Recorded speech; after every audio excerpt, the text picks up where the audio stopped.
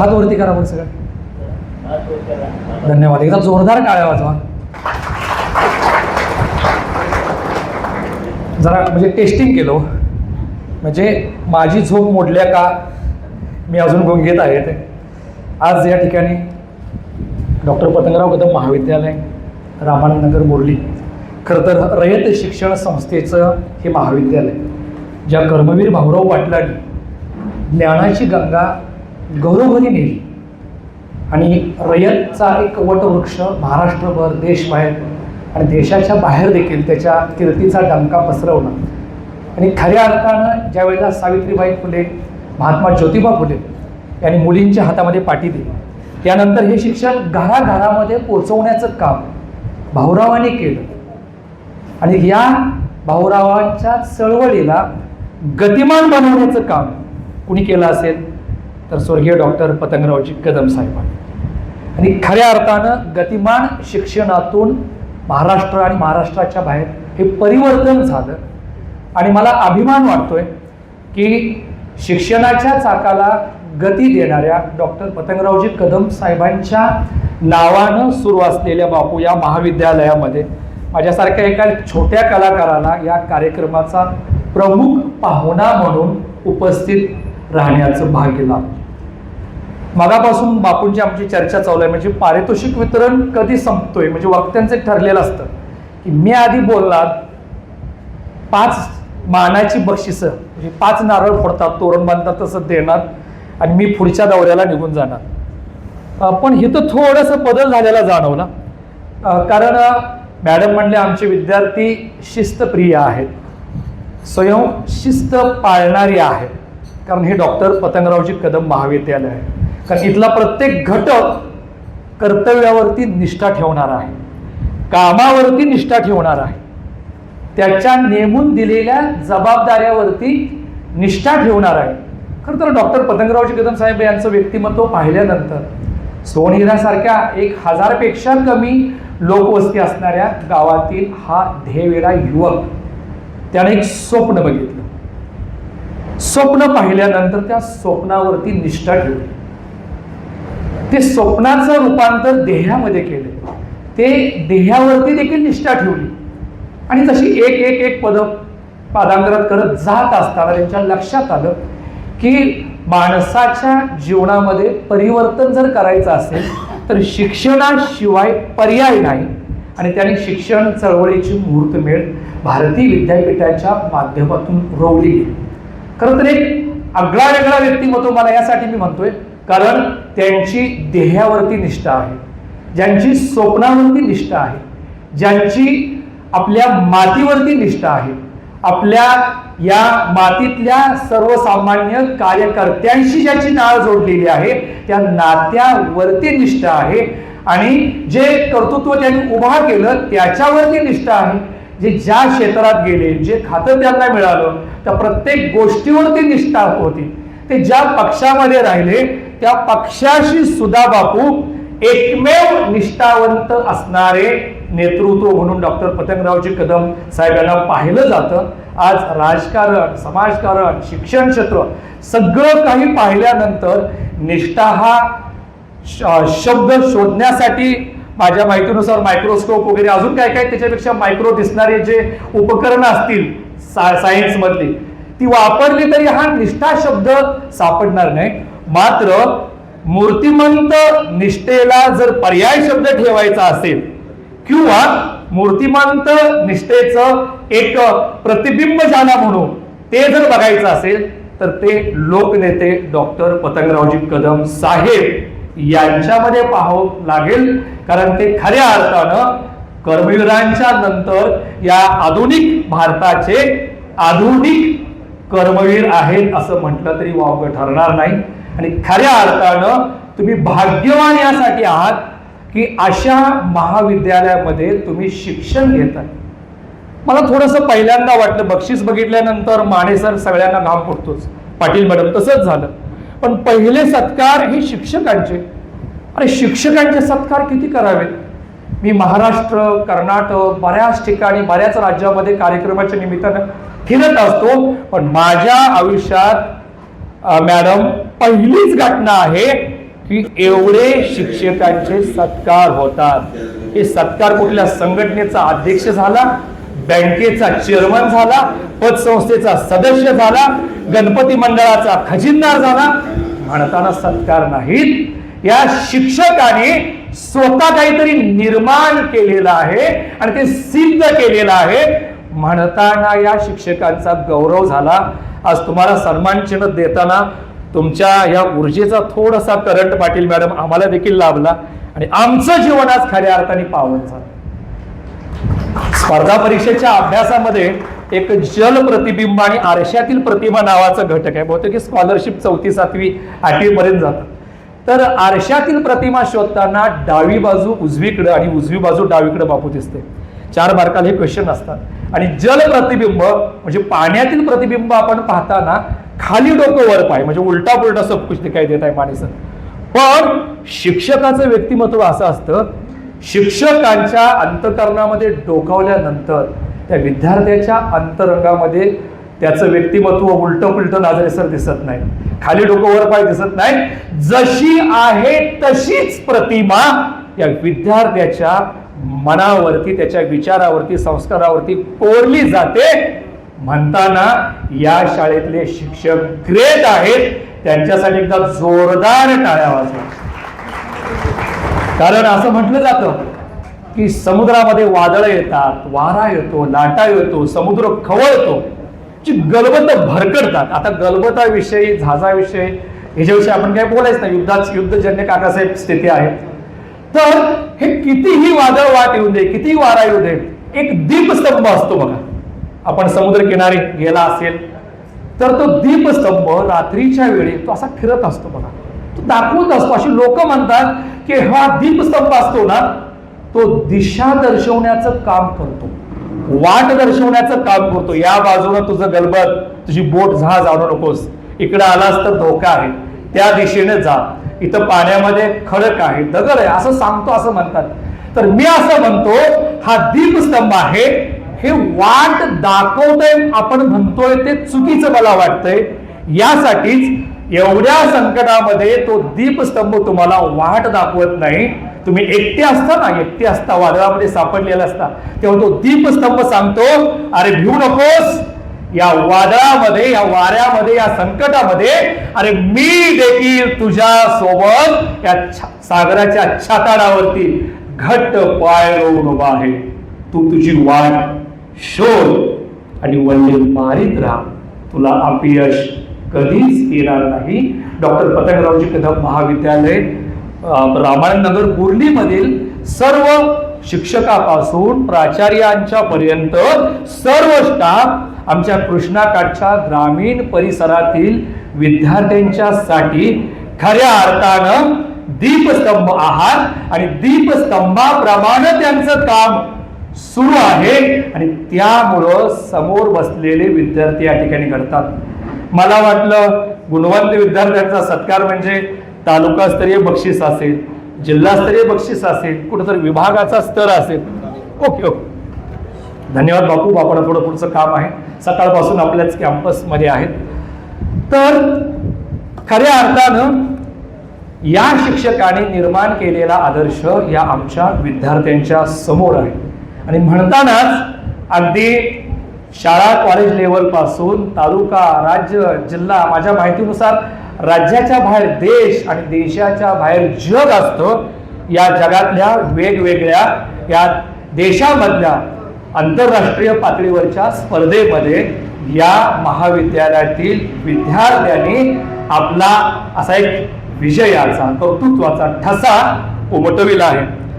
आमच्या भगिनी या ठिकाणी डॉक्टर गौरी पाटील मॅडम यांचं रिव्हॉल्युशनायझिंग शुगर इंडस्ट्रीज ह्या नावाचं एक पुस्तक देखील या ठिकाणी प्रकाशित झालं. थोडंसं नाव उच्चारतानाच माझी दमछाक झाली. मी प्राचार्याने विचारलं, माझा उच्चार काही चुकणार नाही ना, कारण मी मराठीचा मास्तर आहे.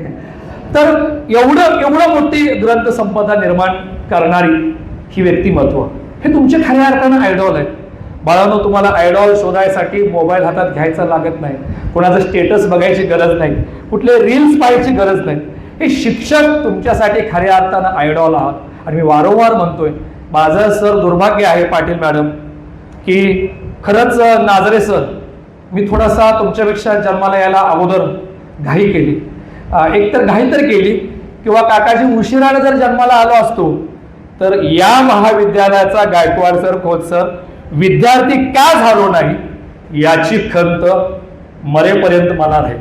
आता माझ्या बायकोने किती जन्म माझ्यासाठी मागितले होते आणि शिल्लक किती राहिले ते मला माहित नाही, पण पुढचा एखादा जर 7वा जन्म चुकून शिल्लक असेलच, वडाची फांदी झाड आणि तिच्या दोऱ्याची गुंडी जर बळकट असेल तर निश्चित मॅडम मला पुढच्या जन्मामध्ये या महाविद्यालयाचा विद्यार्थी व्हायला निश्चित आवडेल. एकदा सर्वच गुणवंत विद्यार्थ्यांच्यासाठी आपण एकदा जोरदार टाळ्या वाजवूया.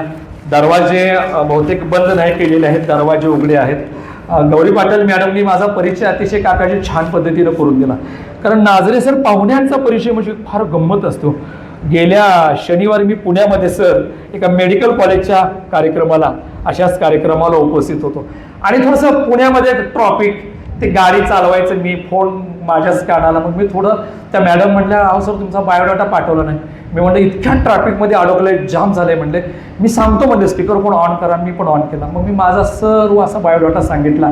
त्या मॅडमनी रनिंग लिपीमध्ये लिहून घेतला आणि एक प्राध्यापिका मेडिकल कॉलेजच्या त्या माझा परिचय करून देण्यासाठी आलेले आहेत आणि आता सुरुवात केली. असा सत्कार वगैरे होणार होता, अशी भरगच्च गर्दी होती आणि त्या मॅडमची गाडी अशी पुढं जात नसते.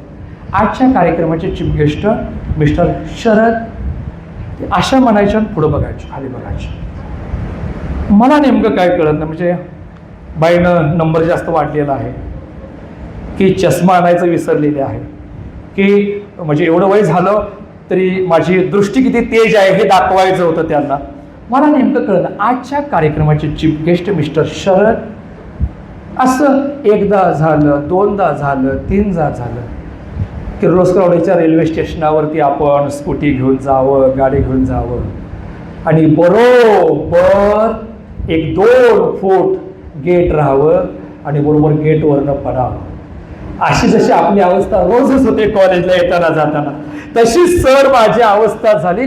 पण इथं काय झालं म्हणलं, गिरणीमध्ये चक्कीमध्ये घास अडकतो का नाही दळताना, तसं काय झालं का. आजच्या कार्यक्रमाचे chief guest mister Sharad, principal मॅडमने असा मागणं पदर ओढला त्यांचा. से से से म्हणजे म्हण वाच ना, रीड रीड रीड रीड, किती टाइम वेस्ट करतेस. आजच्या कार्यक्रमाचे पाहुणे मिस्टर शरद गाढव हे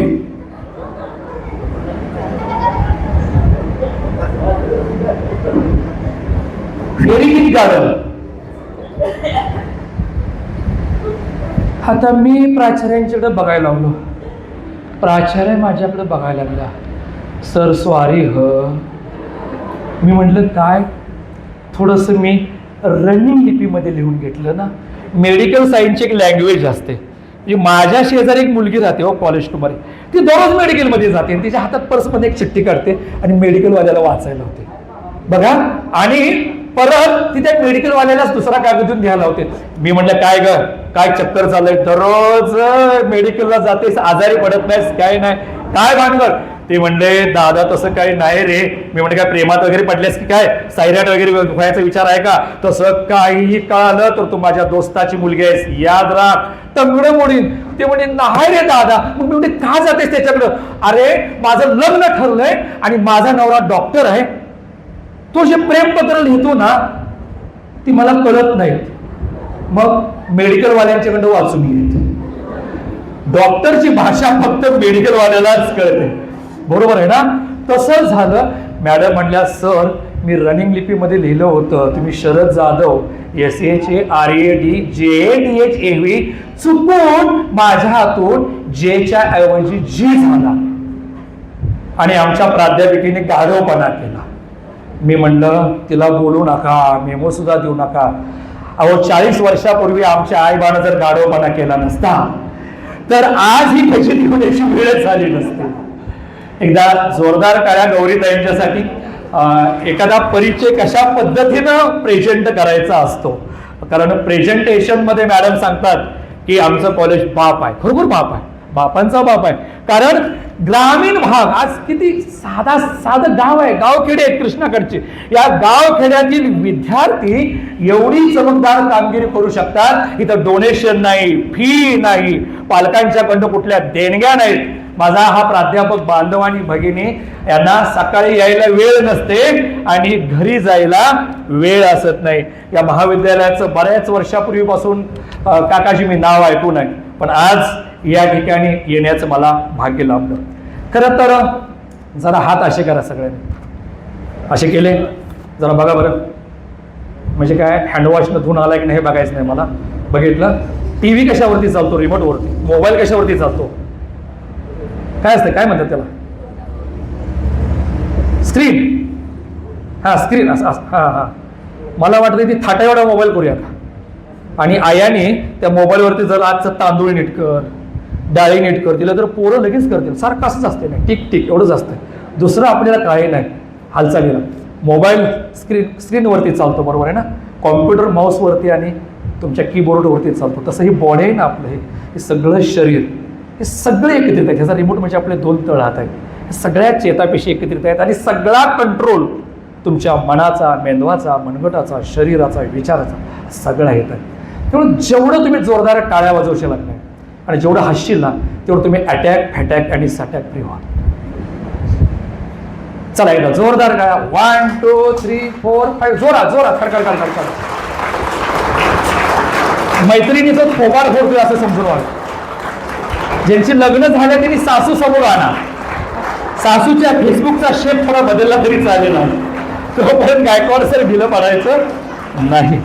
धन्यवाद. तर आमचं गाव खोलेवाडी, आमच्या गावातील एक पांडा तात्या नावाची एक व्यक्ती होती. पांडा तात्या म्हणजे तुम्हाला सांगायचं सर, 3 बटणी, नेहरू शर्ट, कमरेला दुटांगी धोतर, पायामध्ये कोल्हापुरी पायतान, डोक्यावरती पांढरी शुभ्र गांधी टोपी आणि शंकरानं जसा शेषनाग मानेभोवती गुंडाळावाना तसा मपलेराचा तिढा, एका हातात सुरुळी केलेल्या पेपराची घडी आणि दुसऱ्या हातामध्ये धोतराचा सोगा घेऊन स्वारी लोकांना फुकटचे सल्ले देत फिरायचे. एक वेळेला सूर्यनारायण नाही उगवला तर या पृथ्वीचं काय होणार, असा जसा वैज्ञानिकांना किंवा जीवाला प्रश्न पडतो तशाच पद्धतीनं पांडा तात्यांनी सल्ला देण्यासाठी नाजरे सर तोंड नाही उघडलं तर गाव जगेल की मरेल, पुन्हा एकदा महापुरात बुडेल अशी धास्ती गावकऱ्यांना होती. खरं तर आजपर्यंत 70 वर्षाच्या कालखंडामध्ये आपण केलेल्या सामाजिक कार्याचा TRP कॅच करण्याच्या दृष्टिकोनातून नुकतीच ग्रामपंचायतीची निवडणूक लागली होती.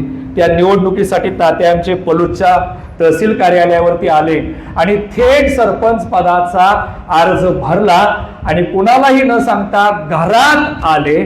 बायको स्वयंपाक करत होती, मुलगा पिंट्या लॅपटॉप वरती काहीतरी प्रॉब्लेम सॉल्व्ह करत होता, पिंकी मेकअप करण्यामध्ये दंग होती आणि अचानक तात्यांनी तिजोरीवरचा पडदा बाजूला सारला. धुरानं कळकट मळकट झालेला आरसा त्याच्या समोर 2-3 फुटाचं अंतर घेऊन उभे राहिले आणि भाषणाचा सराव करायला लागले.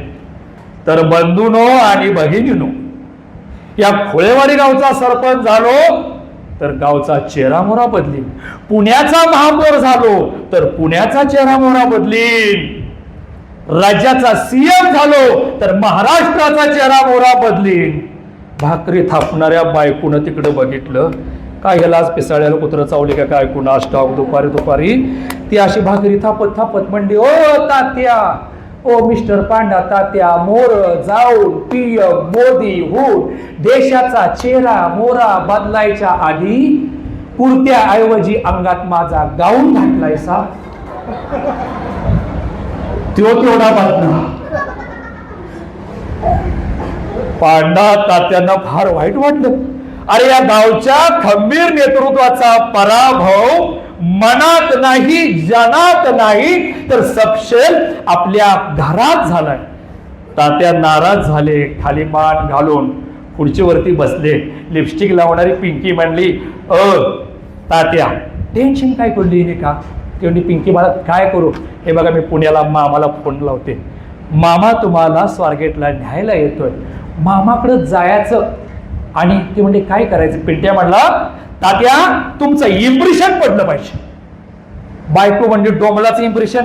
पाठीमाग गोट्यात जावा, मशानात 4 म्हैशी आहेत त्या, ते पडलेलं शान तेवढं उचला, पाठी धरून उकिरड्यात टाका. लागल्यात इम्प्रेशन टाकायला. अहो म्हणले 40% मतं एका पार्टीला, 40% मतं दुसऱ्या पार्टीला नेहमीच मिळत असतात. आजचं जे यंग जनरेशन आहे, ज्याला जेन झीड म्हणतो, या जर तरुण पिढीची मतं तुम्हाला 20% मिळाली तर निश्चितच तुम्ही थेट सरपंच झाला. आणि ही निवडणूक जिंकायची असेल तर तात्या तुम्हाला बदलावं लागेल, तुम्हाला धोतर सोडावं लागेल. आता तात्या म्हणला, धोतर सोडून करायचं काय? पिंकी बनली, आहो धोतर सोडायचं म्हणजे जीनची पॅन्ट वापरायची, नेहरू शर्ट सोडायचं म्हणजे शर्ट घालायचा, टाय लावायचा, ब्लेझर लावायचा. मी मामाला सगळं व्हॉट्सअपवरती लिस्ट पाठवते तुम्हाला काय काय पाहिजे. तात्यानी लगेच तुम्हाला सांगायची आपली बॅग भरली, थेट सांगलीच्या बस स्थानकावरती गेले. आता बस स्थानक म्हणजे तुम्हाला माहित आहे की एसटी अशा वेगवेगळ्या ठिकाणी सर असे विखुरलेले असतात. कोणती एसटी कुठं लागते आपल्याला कसं कळतं रे? कसं कळतं? एखाद्या एसटीला बोर्ड असतो का? कपाळा कुक्कू असतं का? नाही. कुठं पण माळावर म्हशी हिंडाई सोडल्यासारख्या पलसाच्या या बसेस कुठं पण सोडलेल्या असतात. तो कळतं कशावरनं? जो मॅनेजर असतो की नाही, वाहतूक नियंत्रक कंट्रोल केबिनमध्ये बसलेला, तो माईकवर असतो बघा, आणि तो सूचना देतो. असं असतं. चालक क्रमांक 430, चालक क्रमांक 430,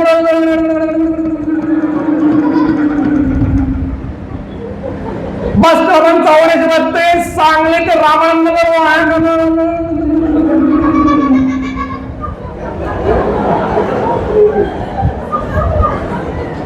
अरे कुठली बस चालल्या कुठं, कुठल्या गावावरनं, ह्याचा काय सुद्धा पत्त्या लागत नाही. पांडा तात्या म्हणले, हिच्या मारी बिस्किट हे डेपो मॅनेजर अनाउन्सिंग करतय का माईकवर तोंड खांबवतंय, तेच काही कळत नाही.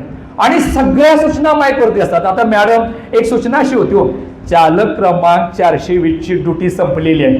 दिवाळीचा सण होता, त्याची बायको जरा नटून थटून आली होती शॉपिंगला जायसाठी, साड्या बिड्या दागिने घेण्यासाठी. आणि चालक क्रमांक 430 ती बस सांगलीहून पुण्याला घेऊन जायची. 2 सूचना. चालक क्रमांक 420 ची बायको आलेली आहे, ड्युटी संपलेली आहे, गप्पा मारू नका, केबिन मध्ये या, बायकोला घेऊन शॉपिंगला जायचं. दुसरी सूचना, चालक क्रमांक 430 आपली बस पुण्याला न्यायची आहे. ही 2 सूचना त्याने एका दमात अशा वाचल्या.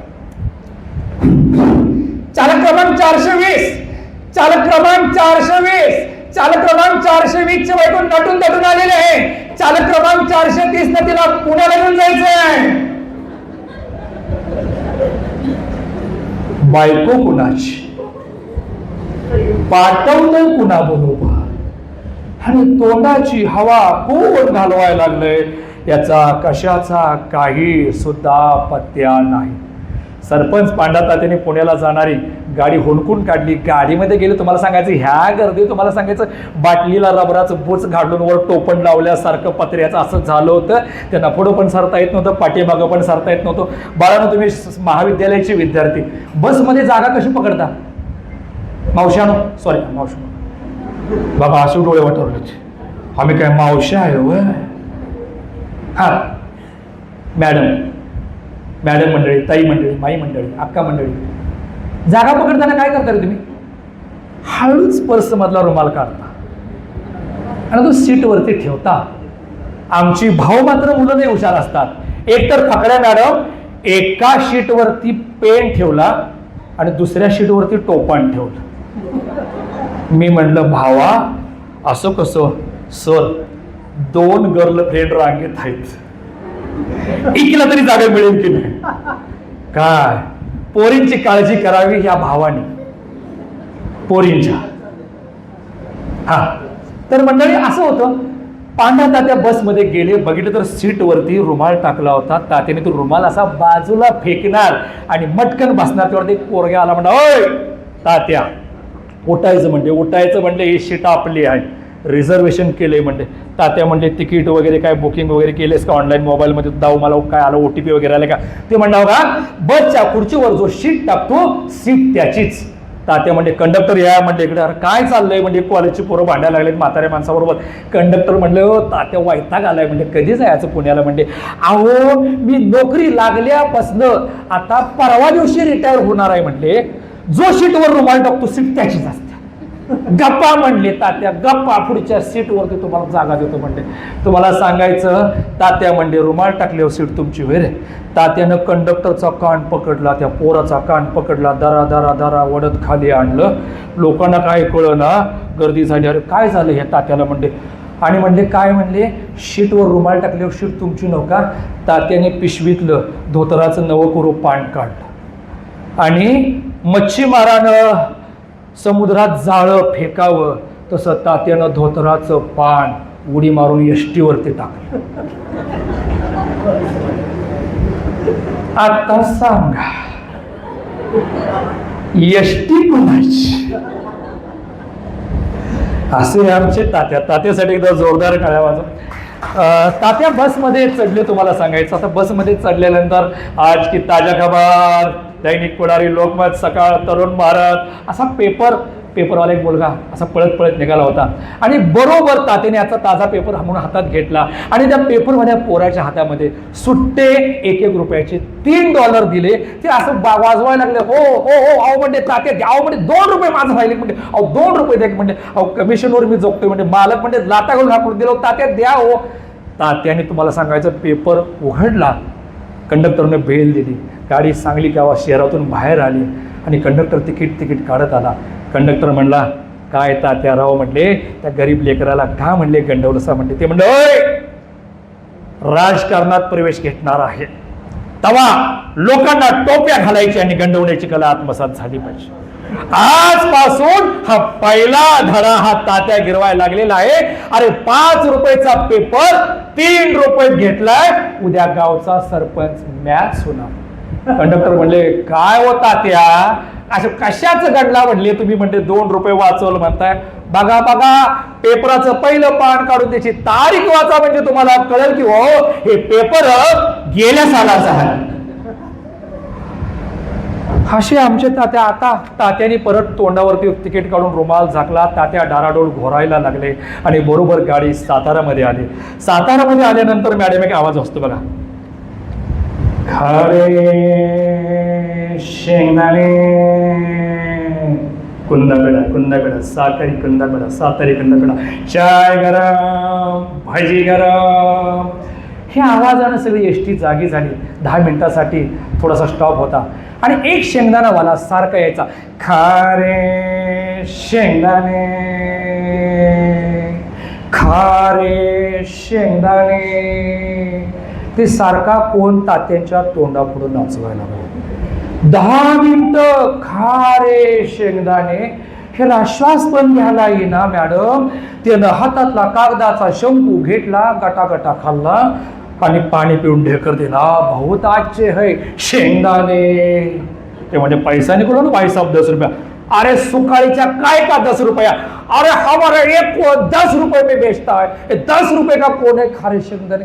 तात्या म्हणजे आजाबाद फुटकी कौडी भी नहीं दूंगा तुझको. अरे मगापासून एकटाच बोंबाळताय खारं शेंगदाणं खारं शेंगदाणं खारं शेंगदाणं खारं शेंगदाणं. एसटीतल्या एकानं तर घेऊन खाल्लं का? तुम्हाला सांगायचं हे तात्या आमचे अशा पद्धतीनं पुण्याला गेले.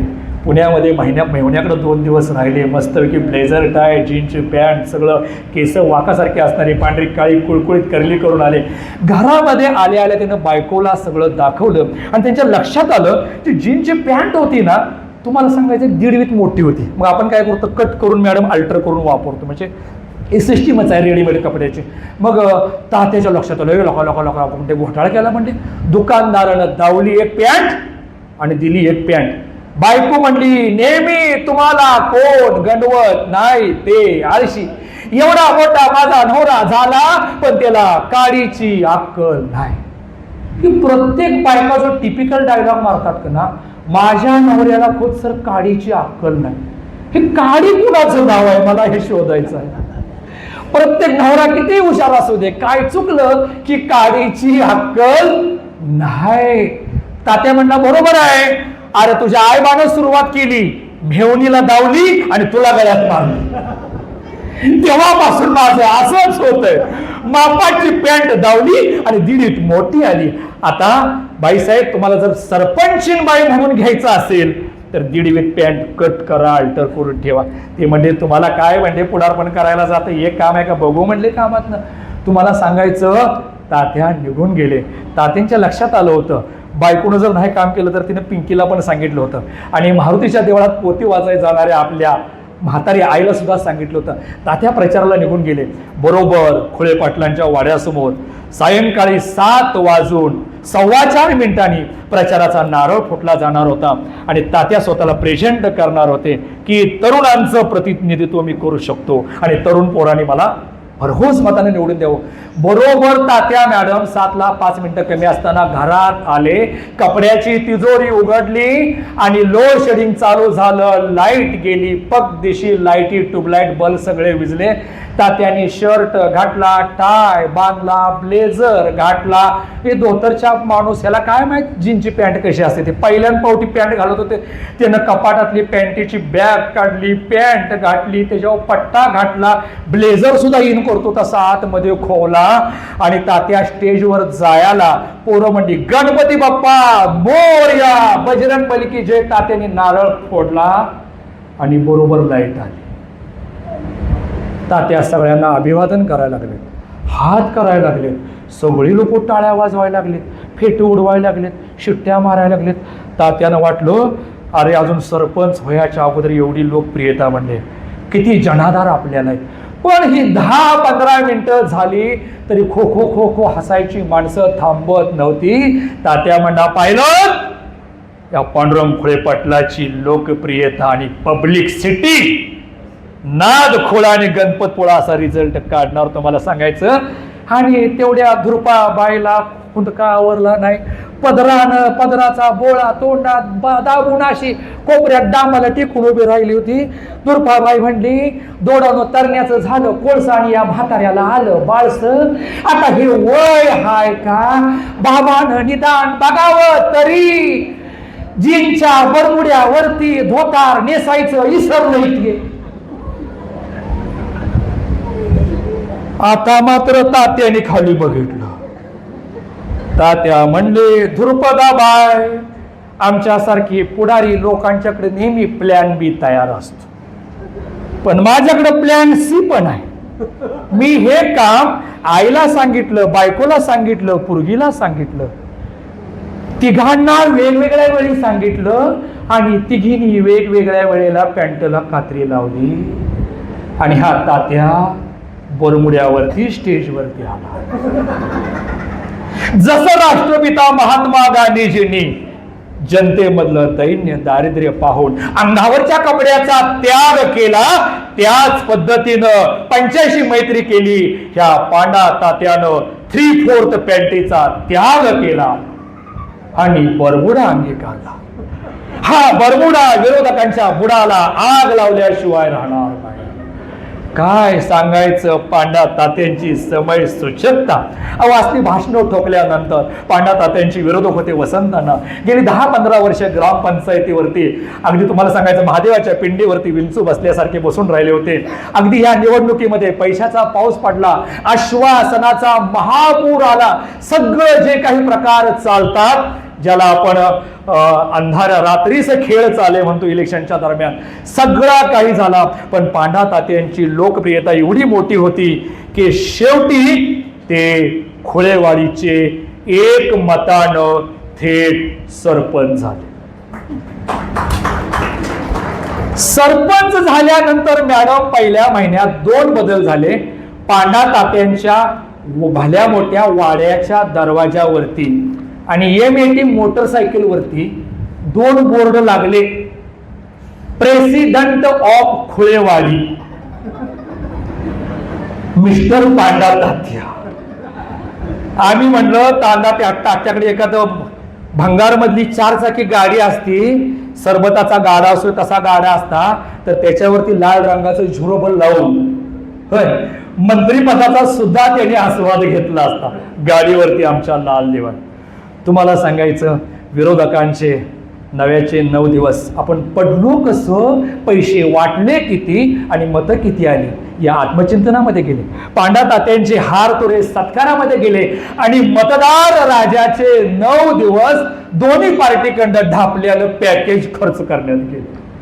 तुम्हाला सांगायचं, दुसरा महिना खऱ्या अर्थानं चालू झाला आणि गावामध्ये एक दरोडा पडला. चोरा चिलटाची भीती वाढली. आता विरोधकांनी बोट दाखवलं पांडा तात्यांच्याकडं. पांडा तात्या फार विज्ञानवादी माणूस, फार शिस्तबद्ध माणूस. पांडा तात्यांनी लगेच ग्रामसभा तातडीची बोलवली आणि आज रात्री ठीक 9:30 वाजता गावच्या रक्षणासाठी आपल्या नेतृत्वाखाली गस्तीचं आयोजन केलं आणि लोकांनी हत्यारं, काट्या, कुऱ्हाडी, तलवारी, शस्त्र सगळे घेऊन यावे असा आदेश दिला. 9:30 वाजल्यापासून लोक वाट बघत होती. 9:30चं 10 झालं, 10चं 10:30 झालं, 10:30चं 11 झालं. सरपंचाचाच पत्त्या नव्हता. 11 वाजता बरोबर सरपंच पांडा तात्यांचं चावडी समोर आगमन झालं आणि पक्या म्हणला, अहो गाव गेल्यावर पुढारी येऊन काय करायचं तात्या म्हणले. आता म्हणजे चोर सुद्धा डाका घालून बायकोच्या ताब्यात दागिनं पैकार काढून झोपले असतील आणि आता कशी गस्त घालायची म्हणते. आणि एकाकडे सुद्धा हत्यार नाही म्हणजे चोरांच्याकडे बंदूक आहेत, कोयता आहेत, एक छप्पन आहेत. आपण त्यांचा कसं 2 हात करायचं. तात्याने तुम्हाला सांगायचं टापरी बांधली, आपल्या हातात असणाऱ्या कुऱ्हाडीवरच्या पात्यावरती हात फिरवला आणि तानाजी मालुसरे याने तुम्हाला सांगायचं असा दांडपट्टा फिरवल्याप्रमाणे गरा गरा गरा कुऱ्हाड फिरवली आणि बरोबर प्रकाशाच्या गळ्या वाढली. प्रकाशानं मोबाईलचा टॉर्च चालू केला. तात्या, अहो म्हणले, गंजल्याला हत्यार आहे. सह्याद्रीच्या डोंगर रांगेसारख्या सगळ्या खिंडी पडलेल्या आहेत. क्षण कसं काय, लोणी सुद्धा कापायचं नाही आणि चोरांशी 2 हात कसं करणार तुम्ही. तात्या म्हणलं, हे गंजल्यालं हत्यार चोराला घुसल्यानंतर तुटायचं राहू दे, धनुर्वात तर होईल का. माणसानं विज्ञानवादी इथपर्यंत असावं तुम्हाला सांगायचं गावगाड्यातल्या. अशा पद्धतीचे हे आमचे पांडा तात्या. आता पांडा तात्याच्या बायकोला मात्र बराई मारायची फार सवय होती. दररोज नवऱ्याला भट्टीचे कपडे धुवून इस्त्री करून खळ देऊन ठेवायचे. आमच्या दानगावच्या घाटावरती सगळ्या बायका धुणं धुवायला गेल्या होत्या. आता जावा जावा सगळ्या होत्या, मॅडम धुणं धुवायचा. धुणं धुण्याची साधी प्रक्रिया आहे. बायका पाण्यात ते कपडे बुडवत होत्या, साबण लावत होत्या, कसा कसा बदा बदा बदा त्या तामटीवरती घाटाच्या दगडावरती आपटत होत्या, पिळत होत्या, झिंजाडत होत्या आणि वाळ्या टाकत होत्या. सरपंचीनबाईची जाऊबाई म्हणली, काय हो जाऊबाई, तुम्ही पण किसनामाईच्या पाण्यामध्ये शर्ट धुता की नाही. ती म्हणली, हो ग हो. तुम्ही पण निरमा साबण लावता की नाही. सरपंचीनबाई, हो ग हो. तुम्ही पण पाण्यात बचाबाचा बुचकळता हो की नाही. ती पण म्हणली, हो ग हो. तुम्ही पण तामटीवरती दगडावरती दाना दाना आपडता हो की नाही. ती म्हणली, हो गी हो. पण सरपंचीनबाई, मला सांगा, माझ्या दाल्ल्याच्या शर्टा परास तुमच्या दाल्ल्याचा शर्ट पांढरा शुकूर कसा काय. सरपंचीनबाई म्हणल्या, चौक गई जाऊ बाई, मै सिर्फ टाईट काही इस्तेमाल करती. ती म्हणली, मग मी पण तेच करती. तू फक्त साबण लावून तुझ्या नवऱ्याचा शर्ट घाटावरती आपटतीस. मी शर्टाच्या आत माझा नवरा हाय असं समजून आपटत. काय गंमत तुम्हाला सांगायचं सरपंचीनबाईचं. तुम्हाला सांगायचं, राजकारणातील लोक असतात ना, त्यांच्या बायकांना आपल्या नवऱ्याचा फार अभिमान असतो. बघा, गावात काय पण होते, सरपंचीनबाई म्हणायचे, आमच्या दाल्ल्याचा पराक्रम. कोण म्हणतो रस्तो झालं, आमच्या दाल्ल्याचा पराक्रम. गावात एसटी येत नव्हती, एसटी आली, आमच्या दाल्ल्याचा पराक्रम. गावात मुलींच्यासाठी शाळा नव्हती, कन्या शाळेची इमारत बांधली, आमच्या दाल्ल्याचा पराक्रम. नाजरेसर प्रत्येक बाई वैतागली होती. जवा बघावं तवा हिच्या एकटीच्याच दाल्ल्याचा पराक्रम. हिचा एकटीचा दाल्ला पराक्रमी आहे आणि आमचं काय आहे ते बायकांना कळायचं नाही. आणि असं सांगताना असं हात पुढं करायची. कुणाच्या चाळशा, कुणाच्या कानातल्या मशनी, कुणाच्या नाकातल्या मॅगी नूडल्स, सगळं आणण्यास बायका वैतागल्या होते ह्या टवळीचाच दाल्ला पराक्रमी हायवे. तुम्हाला सांगायचं, अशी गावची ग्रामसभा चालू होती आणि तात्या बरायला हा पाकड्या पहिल्यान पावटी सरपंच झाला. गावाकडे याला रस्ता नव्हता, टार रोड केलं, टार रोड. बघा बायनो, बघा माझ्या दाल्ल्याचा पराक्रम. आपल्या गावामध्ये पिण्याच्या पाण्याची सोय नव्हती, हा पाकड्या पहिल्यान पावटी सरपंच झाला. आरओ मिनरल वॉटर 24 घंटा नळाला उपलब्ध. बघा बायनो, बघा आमच्या दाल्ल्याचा पराक्रम. शेजारी म्हणली, काय हो सरपंच बाई, तुमच्या म्हैशानं म्हशीला रेडा झालाय.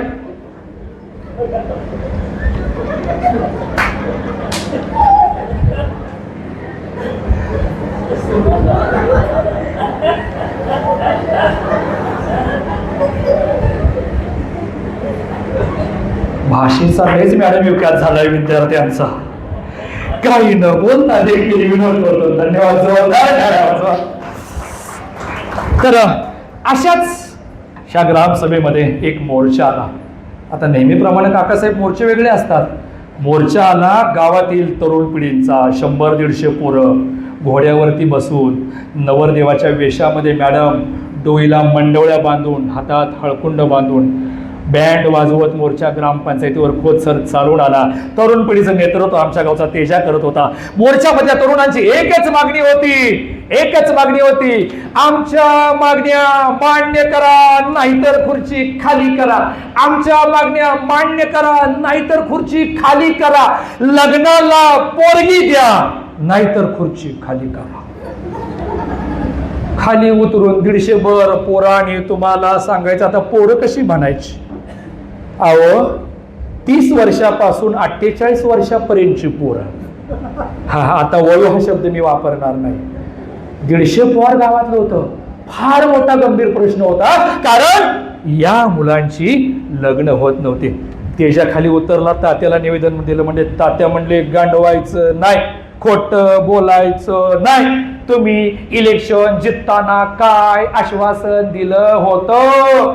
मी जर सरपंच झालो तर प्रत्येक लग्नाळू पोराचं लगीन ग्रामपंचायतच्या खर्चातून करीन ते. तात्या 4 वर्ष झाली, आमचं वय वाढलं, कामाधामा दिवस कसा तरी जातोय, पण रात खायला उठत्या हो. तात्या म्हणजे सरपंच काय लुगडं निसून येऊ दे का तुमचं मनोरंजन करायला? साना मास्तर उठले म्हणजे लगा तात्या, छाछा तुझ्या जिभेला काय हाड आहे की काय? अरे काय बोलतोयस काय? अरे रस्ता केला, गटारी बांधल्या, भिंती बांधल्या, इमारतीवर इमारती मजले चढवले, म्हणजे विकास होत नाही. आज या महाराष्ट्रात नव्हे तर अखंड देशाला लागलेला एक शाप आहे की पोराला पोरगी मिळत नाही. अरे प्रत्येक शिकलेल्या मुलीची एकच अपेक्षा आहे, माझा नवरा नोकरीवाला पाहिजे, माझा नवरा सिटीमध्ये राहणारा पाहिजे, माझा नवरा आई बापाला एकुलता एकच पाहिजे. जावा नंदा भावजा नसले तरी चालेल, सासू असावी पण लगीन झाल्यानंतर भिताडावरच्या तस्बिरीत हारासकट दिसा. काय अपेक्षा वाढल्यात? तात्या पोरं मस्त शिकली. अरे या शेतकऱ्याला अख्खं जग जगाचा पोशिंदा म्हणतं, बळीराजा म्हणतं. अरे नुसता कोरोनाच्या 3 वर्ष लॉकडाऊन झाला, जग मरतय की जगतय अशा स्थितीमध्ये होतं. श्वास सुद्धा विकत लोकांनी घेतला. अरे सगळे बंद होते, सगळ्यांनी स्वतःला लॉक लावून घेतला होता. फक्त एक आणि एक इंडस्ट्री सुरू होती, ती म्हणजे शेतकरी आणि बळीराजाची. अरे म्हणताना जग जगलं. अरे आज युद्ध चालू झालं, गॅस मिळणार नाही म्हटल्यानंतर तुमची हॉटेल बंद झाली, जेवण बंद झाली, गाड्यावरचा वडापाव बंद झाला, पण माझ्या शेतकऱ्याच्या स्वयंपाक घरातील चूल या संकटाची तेवढ्या आत्मविश्वासानं केले. अरे त्याला भाकरीची चिंता नाही, कारण खऱ्या अर्थानं तो जगाचा पोशिंदा आहे. पण काय झालं तात्या सांगू का रे? अरे पोरापेक्षा पोरी फार शिकल्या रे, फार पुढं गेल्या, आणि आमची ही गाढवच राहिली. अरे आज प्रत्येक पोराला नोकरी असल्याशिवाय लगीन होऊन त्याच्या घरामध्ये छोकरी येत नाही, आणि घरामध्ये लगीन होऊन छोकरी आल्याशिवाय पोटाला भाकरी मिळत नाही. नोकरी प्लस छोकरी इज इक्वल टू भाकरी. यालाच इंग्रजीत म्हणतात करिअर. Career career. अरे याच्याशिवाय करिअरची दुसरी कुठली व्याख्या होऊ शकते? तात्या म्हणलं आता आलं माझ्या लक्षात, काय काळजी करायची, आम्हाला माहित होतं हा मुद्दा येणार आहे. येत्याच रविवारी म्हणजे 2 दिवसात आमचं मेहुणा, अहो पुण्याच्या मल्टीनॅशनल कंपनीचा मॅनेजर आहे. तुम्हाला सांगतो रोजगार मेळावा लावूया, धडाधड पोरांना नोकऱ्या लावूया, छोकऱ्या गावात येतील, आपला मतदार वाढल आणि सासवानो पलंगावरती बसून ताजी ताजी भाकरी ओठानं खात बसायचं. हे पांडा तात्या का वचन है, हे पांडा तात्या का वचन, खुळेवाडी का शासन है. त्याच्या अंगात बाहुबली आला. तात्याने तुम्हाला सांगायचं 2 दिवसात रोजगार मेळावा केला, बऱ्याच पोरांना पुण्यामध्ये नोकऱ्या लावल्या. आता पांडा तात्यांची मुलगा आणि मुलगी उच्च विद्याभूषित होती, त्यामुळे IT सेक्टरमध्ये लाखाच्या बजेटच्या त्यांना नोकऱ्या मिळाल्या. सर्वसामान्यांच्या पोरांना त्याच्या नाजरेसर ऐपतीनुसार नोकऱ्या मिळाल्या. आणि शेवटी एक मेंबर राहिला होता, ज्या मोर्चाचं नेतृत्व करणारा तेजा, त्याला देखील आपल्या पक्षामध्ये येण्याच्या अटीवरती आणि इथून पुढं माझा पक्ष सोडून दुसऱ्याचा प्रचार न करण्याच्या अटीवरती त्याला एक लांब लचक ऑर्डर काढण्यात आली. तेजा पुण्याला गेला. तुम्हाला सांगायचं, पुण्यामध्ये एका म्युझियममध्ये नोकरी लावली. प्राणी संग्रहालय. मॅनेजर म्हणले, तेजसराव तुम्ही सरपंच पांडा तात्याच्या काळजातले कार्यकर्ते आहेत. म्हणले तुम्हाला नोकरी पाहिजे की नाही?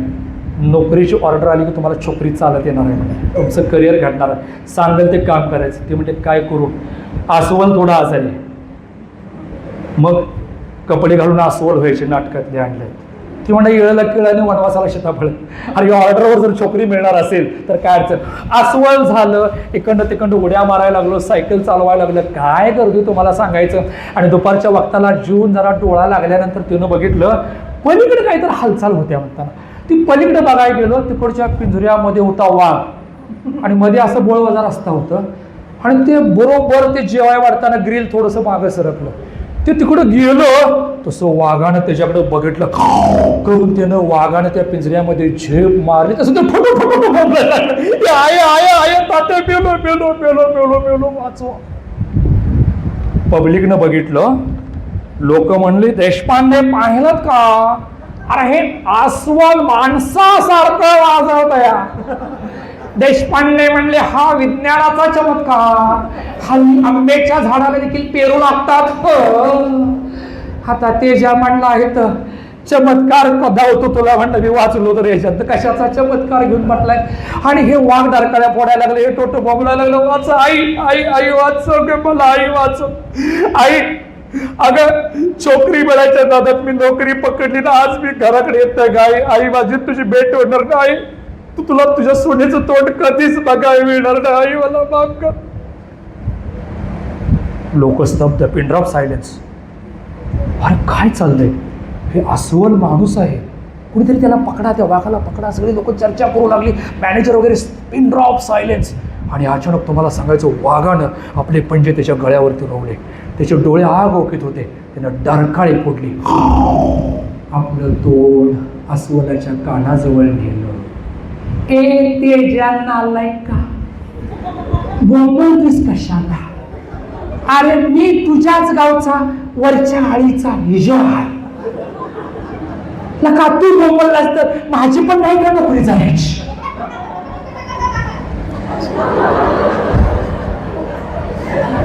स्थळ काढू का कसं आहे ना, तुम्हाला स्थळ काढू का? बिना नोकरीचं स्थळ पण माझ्याकडं आहे. टाळा कसा त्याच्यासाठी आनंद कसा घ्यायचा असतो बघा जीवनाचा, हे सगळ्यात महत्वाचं. तुम्हाला सांगायचं, अशा पद्धतीनं गावातल्या कित्येक पोरांना नोकऱ्या लावल्या, त्यांना सर छोकऱ्या देखील मिळाल्या. आणि तेजसला पोरगी बघण्यासाठी प्रत्येक जण मुलगी बघायला तात्याला घेऊन गेले. तात्या जीव की प्राण झाला. दाक्षिणात्य लोकांचा जसा स्टार रजनीकांत असतो तसं तात्यांची लोकांनी कटआउट उभी केली. अरे बघताय काय रागानं आश्वासन दिलेलं पूर्ण करून दिलंय खुळेवाडीच्या वाघानं. तुम्हाला काय सांगायचं, पोरगी बघायचं असून दे, पोरगा बघायला असून दे, तात्याशिवाय पान हालायचं नाही. तेजाला मुलगी बघायला तुम्ही सांगतो, आम्ही सगळी गेलो. काकाजी अजूनही पोरगी किती शिकू दे मॅडम, की मुलगी बघताना त्या पोरगीनं असा पदर घ्यायचा, ते असं लाजायचं. पुण्याच्या सदाशिव पेठेमध्ये क्लास आहे. 15,000 रुपये 4 दिवसाची फी आहे. नवरा बघा आल्यानंतर मुलीनं लाजायचं कसं असतं याचं मी तुम्हाला सांगतो. माझ्याकडे नंबर आहेत सगळं, काय काळजी करू नका. आता पोरांच्या वरती लाजायची वेळ आली. शिका शिका, होय शिका आणि टिका, बरोबर आहे का? त्याशिवाय पर्याय नाही. तुम्हाला सांगायचं ते असं, तुम्हाला सांगायचं लाजत लाजत आलं, माटकीन पाट्यावर बसलं आणि तात्या प्रश्न विचारायला लागलेत. बाळ नाव? ते म्हणते अमुक अमुक. गाव? तमुक तमुक. शिक्षण? शिक्षण PSC विथ NCC. आता तेजा जरा आकसला. पहिला म्हणला तोडले भारी आहे. बाळ आवड छंद? मला ना गायनाची आवड आहे. वा फारच छान. त्याच्या म्हणते तात्या जमतंय जमतंय जमतंय, आपलं जमते, आपल्याला पण गाणं म्हणा येत आहे. गौतमी पाटीलचं हे म्हणजे भाड्या जरा ग बस, मी हँडल करतो, मध्ये मध्ये नाक घालू नको, नाहीतर अस्वलासारखी तुझी अवस्था होईल सुद्धा. बाळ छंद काय? गाणं म्हणायचं छंद. गाऊन दाखव. ते असलाच बाळ गाऊन दाखव.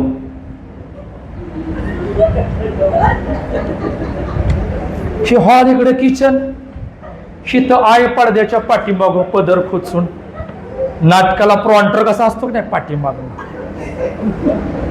महाराज कंसात तलवार उपसून म्हणाल तसं प्रॉन्टिंग चाललं होतं.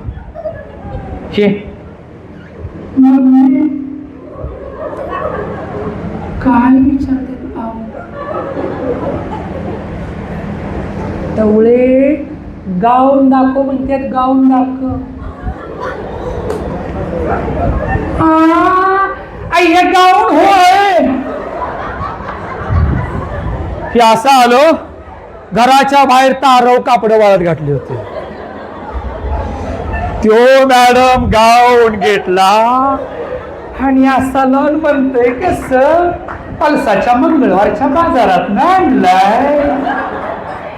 आजी म्हणली नवं कापड अंगाला लावायच्या अगोदर त्याची खळ नको का निघायला म्हणून म्हटलं. आणि आमची मम्मी म्हणली अगं टवळे पहिल्या पावटी तुला पाहुणं बघा येणार आहे, त्यामुळं गाऊन घालायचं नाही म्हणताना धुवाळ्यात टाकलाय. त्याच्या म्हणतोय तात्या जुळतोय जुळतोय जुळतोय आपलं हे जुळतोय. तात्या इचारा इचारा गमती त्या लय मजा येत्या. तात्या म्हणलं बाळ गाऊन वाळू दे. वाळू दे म्हणल्यानंतर ते बाहेर आलं, तारून वाळत टाकला. ग्रामपंचायतीनं गटारीचं बांधकाम चालू केलं होतं. गौंड्याच्या हातातली वाळूची पाटी आणली आणि सरपंचाच्या हातावर ठेवली. तात्या म्हणून काय तुम्हीच म्हणला की वाळू दे वाळू दे. तात्या म्हणला एखादा JCB बोलव, मोठा खड्डा काढ, मला आणि ह्या नवऱ्याला त्याच्यात गाड आणि या वाळूत सिमेंट घालून त्याच्यावर लाटा. काय सांगायचं पुरगी बघण्याचा कार्यक्रम. अशा पद्धतीनं गावातल्या बऱ्याच मुलांचं तात्यानं नोकरीचं जसं जुगाड लावलं तसं लगीन लावून टाकलं. तुम्हाला सांगायचं दिवाळीचा सण होता सर. 5 वर्ष तात्याने सरपंच पदाचे पूर्ण करायला लागले होते. पुढची आचारसंहिता चालली होती आणि अचानक लक्ष्मीपूजनाच्या दिवशी सरपंचाच्या चौसोपी खोळे पाटलांच्या वाड्याला आग लागला. धडाधडा आग पेटू लागली. आगीच्या ज्वाळा आकाशाला स्पर्श करत होत्या. कुणी ॲम्ब्युलन्स बोलवलं, कुणी फायर ब्रिगेडची गाडी बोलवली, कुणी टँकर आणला, पोरं चाव्या काढत होते, काय तर पाणी मारत होते, सगळं चालत होतं. कुणी जनावर बाहेर काढत होतं, कुणी धान्याची पोटी कपडे लत्ता सगळं काढत होतं. सगळं गाव जमला आणि एवढ्या मोठ्या सरपंचाच्या वाड्याला आग लागल्या. आता महिला कार्यकर्त्यांना फार आनंद, जावांना नंदांना त्या बघितल्या. तेवढी सरपंचीन बाई नेमकी कुठे आहे तुम्हाला सांगायचं. सरपंचीन बाय तुम्हाला सांगायचं तुळशी वृंदावनाच्या ओट्यावर फटकाल घालून बसली होती आणि तिनं गैवर चालू केला होता.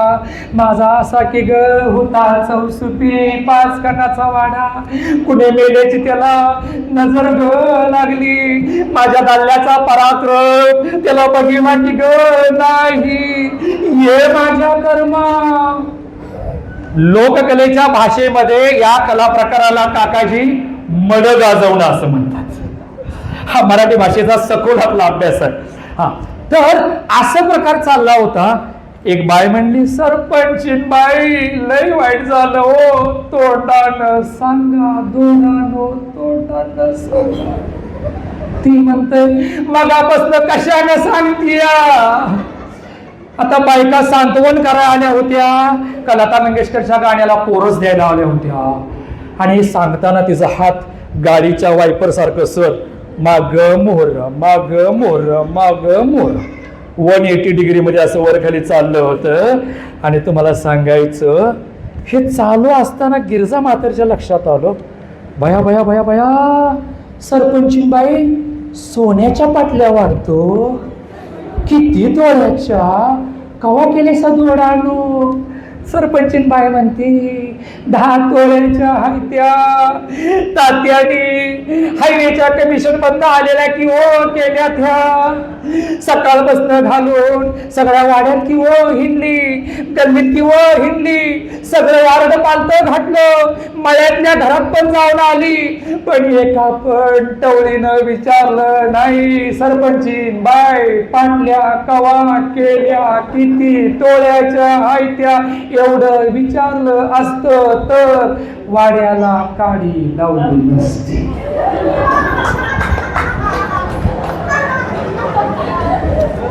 काय सांगायची सरपंचीन बाई. महाराष्ट्र शासनानं माझ्या माहितीनुसार NSS मध्ये सुद्धा दौंडे सर आपलं काम फार मोठं आहे.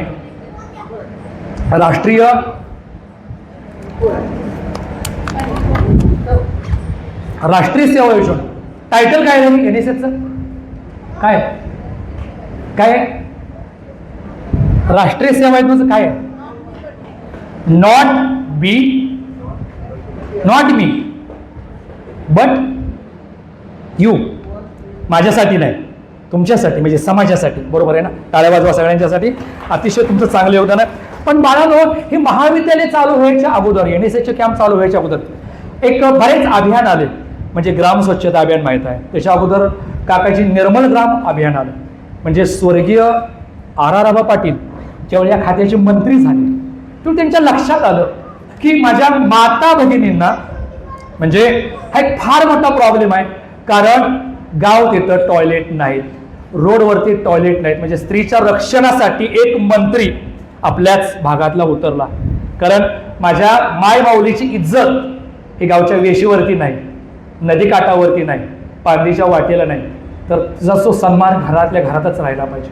याच्यातून निर्मल ग्राम अभियान आलं आणि घर तेथे स्वच्छतागृह हा नारा देण्यात आला. माझ्या माहितीनुसार भारतामध्ये, ऑल इंडियामध्ये हा पहिला प्रयोग झाला गायकवाड सर. आणि हा प्रयोग पाहण्यासाठी परदेशातील देखील काही लोक, पत्रकार आपल्या देशामध्ये यायचे. निर्मल ग्राम चळवळ आमच्या पांडा तात्यांनी सुरू केली. आणि तुम्हाला सांगायचं, ग्रामपंचायतीमध्ये एक लेटर आलं, त्या काळात ईमेल वगैरे भानगड नव्हती, की उद्याच्याला लंडनहून मिस्टर डिकोस्टा आणि मिसेस डिकोस्टा हे लंडन मधल्या ग्रामविकास खात्याचे 2 मंत्री असणारे पती पत्नी खुळेवाडीला भेट द्यायला येणार आहेत. आता ग्रामसभेमध्ये ठरण्यात आलं, गावात प्रत्येक वार्डात एकच संडास बांधलाय प्रायोगिक तत्वावरती. संडास बांधणं आणि संडास मध्ये टॉयलेटला जाणं हे लोकांना वाईट वाटत होतं. म्हणजे काहीतरी वेगळंच काहीतरी सांगायला लागले ते पुढारी लोक. म्हणजे असा तो काळ होता. म्हणजे माझ्या माहितीनुसार एक 20-25 वर्षापूर्वीचा काळ. काकाजींच्या सारख्या शाहिरांचा डब सुद्धा प्रबोधनासाठी त्यावेळी महाराष्ट्रभर खानांदेल. काकाजींच्यासाठी एकदा जोरदार टाळ्या वाजवा. तुम्हाला सांगतो, तात्याने ग्रामसभा घेतली. नाजरे सर सगळ्यांना सांगितलं, उद्याच्याला आपल्या गावचं अभियान बघण्यासाठी लंडनहून पाहुणे येणार आहेत. पाहुण्यांची वेळ आहे फक्त 20 मिनिटं. पाहुणं गावात येऊन बाहेर जातो, उघड्यावर कुणीही जायचं नाही. एखादा फोन केला तर पहिलं टमऱ्याला फोडलं जाईल आणि त्यानंतर टाळकं सरकून काढलं जाईल. लोकांनी म्हणजे असून दे सरपंच काय तर करते, म्हणजे हा पांडा तात्या अरे गल्लीपासून दिल्लीपर्यंत आणि थेट लंडन मध्ये त्याच्या कार्याचा डंका वाजणार. लोक उत्साही झाली होती. आणि तुम्हाला सांगायचं, रात्रभर रांगोळ्या काढल्या, रंगरंगोटी केली, पायगाड्या काढल्या, संडाच्या भोवती तुम्हाला सांगायच्या फुलाच्या पायगाड्या काढल्या. एक ठरलं होतं, पाहुणच असतो 1 मिनिट, डिसिप्लिन अशी पडायची, रांगेत सगळ्यांनी थांबायचं. ठीक आहे म्हणजे दुसऱ्या दिवशी सकाळी भल्या पाटे बरोबर 5:30 पावणे 6 वाजता सांगली जिल्हा परिषदवरून मिस्टर अँड मिसेस डिकोस्टा जिल्हा परिषदच्या गाडीमधून गावाकडे यायला लागलेत. त्यांना आणायसाठी, त्यांचं स्वागत करायसाठी सरपंच आदल्या दिवशीच रात्री भली मोठी बुकं, शाली बिली, गोळ शेंगा बिंगा, वांगी बिंगी घेऊन गेले होते. गाडीत बसून गाडी हायवेच्या बाजूला आली, तुम्हाला सांगायचं धुरळा उडवत. आणि गावाला आमच्या यायला 2 रस्ते, एक फाटा हायवेकडं डांबरी रस्ता, दुसरा पांदीच्या वाटेचा रस्ता. जिल्हा परिषदचा ड्रायव्हर हा पलसातला होता, तो हुशार होता. आयला म्हणणार डांबरीनं गेलं तर गाव 7 मैलावरती आहे आणि पांदीच्या वाटेनं गेलं तर 2.5 मैलावरती आहे. त्यानं गाडी बरोबर घातली. तुम्हाला सांगायचं, गाडी उधळत उधळत धुळा आली आणि बरोबर ड्रायव्हरनं ब्रेक मारला. पाठीमागचं पावणं उचलून पुढच्या शीटवर आला. राघवाच्या चोचीसारखं नाक होते इंडियात आल्यावरती, असं सुजून भोंगी मिरची सारखं झालं, शिमला मिरची सारखं झालं. तिने नो हाव ड्रायव्हरला ते म्हणतात. आणि तिने काचत न बघितलं, रस्त्याच्या दोन्ही बाजूला बायकांच्या रांगा. तिला कळलं, please Mr. Costa, please sit this picture. Why these ladies are standing and sitting like this? I don't understand. ते म्हणे, sarpanch, sarpanch, please पांडाताऱ्या, tell me why these ladies are standing and sitting like this? ह्या बायका रस्त्याच्या दोन्ही बाजूला का उभ्या राहिल्या? तात्यानं डोळं चोळलं. ह्याच्या मारी बिस्किट घोटाळा झाला. गावाच्या शिवावर डॉल्बी पथक लावलंय, बँड लेझिम स्वागतासाठी. बायका फुलाची वृष्टी करायला थांबवल्यात आणि गाडी कुणीकडं आली, चुकीच्या मार्गाने आली. अहो, कुठल्याही संकटाला पाठ धावल ते सरपंच पांडा तात्या कसलं ते दुःख म्हणते. I can see the spot, her lady head in her hand. ती म्हणते, प्रत्येक बाईने हातात जे भांड धरलंय त्याला काय म्हणायचं? तात्या म्हणतोय, याच्या मायला आता झाला घोटाळा. कुठे इंग्रजी शाळेमध्ये गेलं होतं, मराठी शाळेत 4थी फेल. तात्या म्हणलं, this spot is called as टमऱ्या. ओ टमऱ्या, हाऊ अमेझिंग टमऱ्या.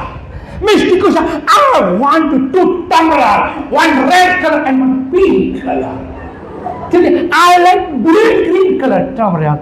ते म्हणजे मला हे टांबऱ्याला आवडले नाही, ते लाल आणि हिरव्या रंगाचं, ती म्हणते हिरवी आणि पिवळ्या रंगाचं मी टांबऱ्याला लंडनला घेऊन जाणार आहे. पण Tatya, tell me the name. What is टांबऱ्या? टांबऱ्या मीन्स एक्सप्लेन इन इंग्लिश और मराठी. अरे टांबऱ्याचा अर्थ का? त्याच्या आईला तुमच्या लंडनला जाता का नाही का? त्याच्या पण गोळ्याचा शोध लावला तुम्ही. द टांबऱ्याल मीन्स पत्र्याचा लांबुडका डबा, बागेचा औषधाची 1.5 लिटरची भरणी, डालड्याचा डबा और प्लास्टिकची भरणी, बांधिंग तार, भरिंग वॉटर अँड धरिंग like this. It's called as टमरा. I want 1 dozen टमरा. I should टमरा in London, in our state, our village. But Sarpanch, tell me why these ladies are standing and sitting like this? तात्या म्हणत, त्याच्या आईला कसं तर झोंड फोटोसर English बोलायचा प्रयत्न करतोय, हे पुढचं विचारतंय, त्या बायका उठा बशा का काढायला लागल्यात? त्याचं काय आहे ना, when any cheap guest come in our गाव, पाहुणा आमच्या गावाकडे येतात, then all the बायका माणसं are उभा राहील both the side of the road, धरी टमऱ्यात and say, सुस्वागत करीते आपुले प्रेमाने विनयाने. This is our Gao's culture to welcome guests. How nice culture! I can't impress with this. Please, see the toilet. गाडी आता आतमध्ये गेली. तात्यानं कसं तर मेळ लावला. तुम्हाला सांगायचं, संडास पुढं 200-250 लोकांची रांग लावली. ते जेंट्स टॉयलेट होतं आणि हे डिकोस्टा आणि मिसेस डिकोस्टा टंबऱ्यांवर फार इम्प्रेस झाले होते. बायकांनी पाहुण्यांना ओवाळलं, पुष्पवृष्टी केली, डॉल्बी लावला, पाणी वाजत गाजत पाहुणे टॉयलेट समोर आले. भली मोठी रांग लागली होती. एक छोटं ह्याच्यासारखं पोरग, त्याच्या हातात रेड कलरचं टंबऱ्याला होतं. सरपंच आय लाईक दिस टंबऱ्याल. त्या पोराने पॅन्ट अशी धरली म्हणलं, तात्या माय इंग्लिश मिडियमच्या शाळेत हाय, माझी बस चुकील, पहिला नंबर माझा बघा. डिसिप्लिन पाळल्या का नाही तुमची? ते आतमध्ये गेलं, दार लावलं आणि गाण्याची सरवट ऐकू आली. छोटा बच्चा जान के कोई ना समजाना रे, डुबी डुबी डब डब, डुबी डुबी डब डब. पाहुण्यांना कळलं ना बाथरूम सिंगर असतात. हाला खोळेवाडी म्हणजे टॉयलेट सिंगर पण छान मला आली घेत. ते परत कॉलेज कुमार म्हणा, मला गेलं पाहिजे. 7:30 माझा पहिला तास आहे. ते आतमध्ये गेलो, परत दरवाजा लागला.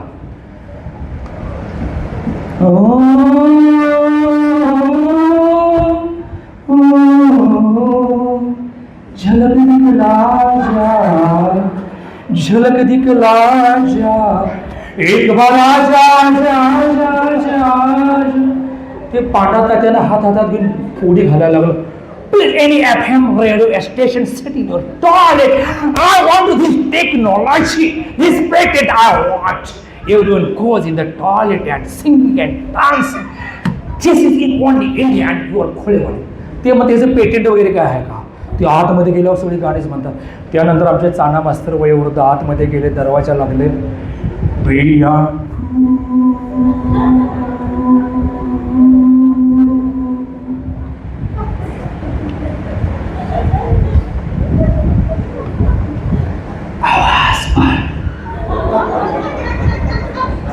ग्रामसेवक अण्णासाहेब म्हणतात, तात्या मास्तर गचाकलं का काय? हा वार्डात एक संडास बांधलंय, अजून कॉन्ट्रॅक्टरची बिलं दिली नाही. ते आता त्याला बाहेर काढायचं म्हणजे JCB त्याच्यावर फिरवला पाहिजे. हाय हाय हाय हाय हाय. ते सगळे बाहेर आणि सगळ्यांनी लोटांगण घातलं. पाहुण्याला पण टाबऱ्यालाच देत नव्हतं तुम्हाला सांगायचं. ते म्हणले, please grandpa please tell me, everyone go in the toilet and sing फाट मी सर. पाहुणं म्हणलं, सरपंच झालं ते म्हणलं, तात्याला कायच्या बांधलायस ते बांधलायस, वार्डात एकच संडास बांधलायस, आतमध्ये जाणारा गाणं म्हणना तर आणखी काय करल? ह्याला म्हणतात विकास कामाचा डोंगर डोंगर डोंगर. मला पहिल्यांदा निवडून दिलं. अरे माणसं नुसती संडासात जात नाहीत, तर संडासात जाऊन आनंदानं गाणं म्हणतात. अरे विकास म्हणायचा तर ह्यालाच आणि फक्त सरपंच पांडाचा त्या प्रेसिडेंट ऑफ खोळेवाडी करू शकतो. मास्तर म्हणलं, सुकाळीच्या सगळं केलंस, विकास कामाचा डोंगर केलास. अरे गाणं म्हणना तर आज जण जाऊन प्रत्येक जण काय करणार? त्या संडासच्या दाराला कडीच लावायचं राहून गेले. हे तर जोरदार टाळ्या तात्यांच्यासाठी. आणि कंटिन्यू करू. हां, तर खऱ्या अर्थाने एका बाजूला विकासाची गंगा तात्यांच्या माध्यमातून गावच्या घराघरात चालली होती. मुलाबाळांची लग्न झाली होती. विशेषतः लग्न झालेली मुलांना नोकऱ्या सिटीमध्येच असल्यामुळं गावातील गावगाड्यातील सगळा तरुण आपल्या लाडक्या चिमणीला घेऊन भुर्रकन उडून घेऊन पुण्यामध्ये मुंबईमध्ये स्थायिक झाला. अगदी लेकरं बाळ संसारामध्ये रममाण झाली होती. आणि इकडे गावगाड्यातील लोक शेती भाती गुरं ढोरं याच्यामध्ये रममाण झाली होती. गेल्या 5 वर्षानंतर कृष्णाबाई प्रत्येक वर्षातल्या 2-2, 3-3 वेळेला या कृष्णाकडच्या नागरिकांना भेटण्यासाठी महापुराच्या निमित्तानं येत होती. मात्र गावगाड्यातील ही लेकरं गावाकडं यायचं का घेऊ? बरोबर रोक घ्या, समोर बघा, काय अडचण नाही ना? अडचण नाही ना? मी सकाळी 6:45ला थंब करून 10 वाजेपर्यंत शिकवून परत इथं आलेलो आहे. बायकोनं फक्त चहाच दिला होता. गॅदरिंगचा पाहुणा म्हणजे तिची सगळी सोय असणार आहे. आता मॅडमने नाश्ता दिलेला बरं का, म्हणजे मॅडम लागले बघायला माझ्याकडे. जाधव सर खोट बोलायचं नाही. मॅडमांच्यासाठी जोरदार टाळ्या वाजवा. आणि तर महापौराच्या निमित्तानं कृष्णमाई भेटायला आली. मात्र गावाकडची तरुण पोरं जी शहरामध्ये रम्मान झाली होती, वाढत्या सिटीकरणामध्ये रम्मान झाली होती, ती गावाकडे यायचं नावच कळत नव्हती. आणि बरोबर सरपंचीनबाईच्या डोळ्यामध्ये मोतीबिंदूचं फूल पडलं आणि ऑपरेशन करायचं तर गावात घरात दोघांच्या शिवाय कोणच नाही. पिंट्यानं त्यांना मेसेज केला, तुम्ही पुण्यामध्ये या, मी तुमच्या डोळ्याचं आईचे ऑपरेशन करतो, 2 दिवस राहा आणि परत निघून या. म्हणताना ह्यानी परत लालपरी गाठली. नवरा बायको आपलं पसारा घेऊन 2 सॅकमधून पुण्याच्या स्वारगेटवरती उतरलेले आहेत.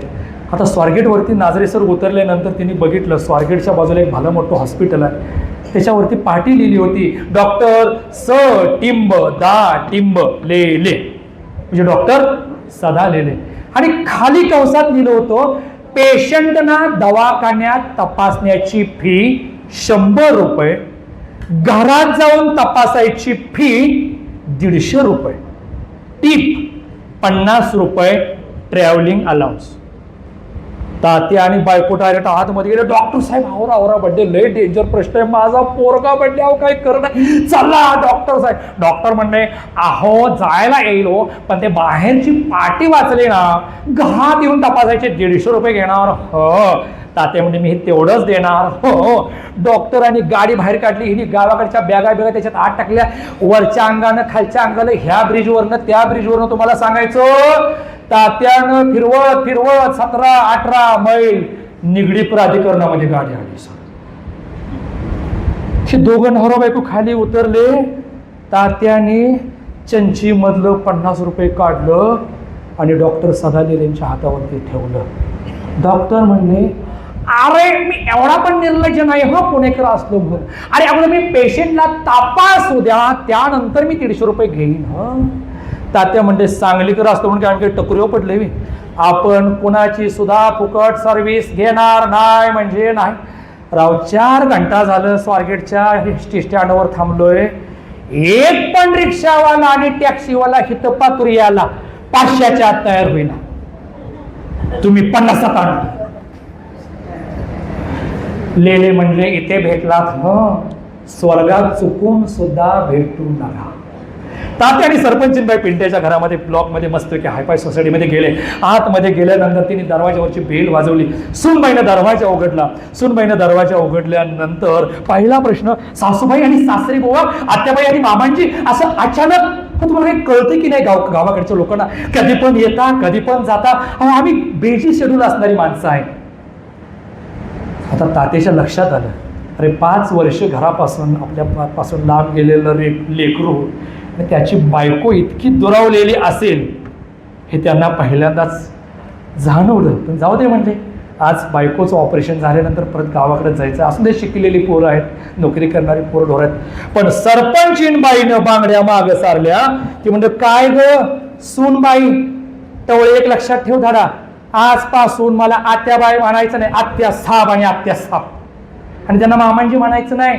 गावाकडे असतो म्हणून काय झालं, आम्ही सुद्धा टीव्हीवरच्या मालिका बघतो इंग्लिश, हिंदी आणि मराठीमधल्या. आजपासून तू सासूबाईंना आई म्हणायचं, सासरे बुवांना बाबा म्हणायचं. पिंट्याची बायको पण लय ब्रिलियंट, तिनं डायरी काढली, पेन घेतला, मॅडम लिवायला लागलं, आजपासून सासूबाईंना आई म्हणायचं, सासरे बुवांना बाबा म्हणायचं. सासूबाईंना आई म्हणायचं, सासरे बुवांना बाबा म्हणायचं. वेल एज्युकेटेड होती. एक डायरी संपली. हे नवरा बायको नाश्ता पाण करून कुठं बागेत फिरायला गेले आणि एवढ्यात तुम्हाला सांगायचा, पिंट्या आपला सलमान खान, शाहरुख खान सारखा बॅग अडकून, केसावरती कंगवा फिरवून, गॉगल लावून, आता संध्याकाळी बायकोला भेटायचं आहे. बेल वाजवली. बायको ओपन दी डोअर. दरवाजा उघडला. पिंट्याची बायको काजल गाणं म्हणायला लागली होती. किती सांगू मी सांगू तुम्हाला, आज आनंदी आनंद झाला, आज आनंदी आनंद झाला. शेजाऱ्या पाजाऱ्या कळला, दररोज हिचा पण नवरा कामावर नेतोय, आमचं पण येतात, हिला आनंद काय झाला. आता काहीतरी पाटलाच्या घरात भानगड बोंबाबोंब होणार. मग त्यांना सगळ्या बायका जमल्या आणि हे म्हणतोय, किती सांगू मी सांगू तुम्हाला, माझा दादा हा कंपनीतनं आला, माझा दादा हा कंपनीतनं आला. पिंट्या म्हणला 500 रुपये बहिणीला ओवळी टाकू. अगं काय टकुऱ्यावर पडले बिडलेस की काय? अरे टक्कुऱ्यावर पडली नाही, तुझे आई बाप गावचे गावंढळ आले आणि माझ्या टक्कुऱ्यावर सकाळपासून मिरे वाटायला लागले. त्यांनी सांगितले आजपासून सासूबाईंना आई म्हणायचं, सासरे बुवांना बाबा म्हणायचं. मग तू सांग, नवऱ्याला दादा म्हणायच. बघा तुम्हाला सांगायचं, हे सगळं झालं. पिंट्यानं त्याला सांगितलं, आई बाबा हे गाव नाही, दरवाजे उघडे ठेवायचे नाहीत, उच्चभ्रू सोसायटीमध्ये राहतोय आपण. तुम्ही चहा घेत असाल आणि कोण दारावून आला तर त्याला चहा घे घे म्हणायचं नाही. कोणी जेवायला बोलवलं त्यांच्याकडे जेवायला जायचं नाही, अजिबात जायचं नाही.